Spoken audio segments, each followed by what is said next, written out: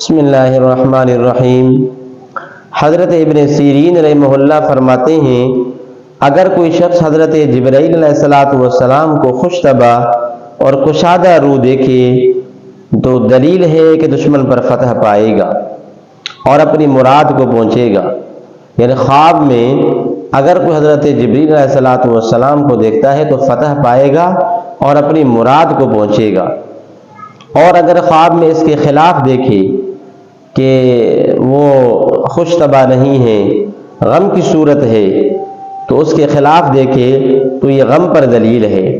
اور اگر خواب میں دیکھے کہ اس کو جبرائیل علیہ السلام نے خوشخبری دی ہے یا نیک وعدہ کیا ہے یا کسی کام سے روکا ہے تو عزت اور دولت اور جماعیت خاطر کی دلیل ہے۔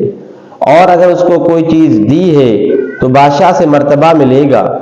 اور بعض تعبیر بیان کرنے والے کہتے ہیں کہ اگر خواب میں جبرائیل علیہ السلام نے اس کو کچھ دیا ہے تو یہ خوف اور بڑی دہشت کی دلیل ہے۔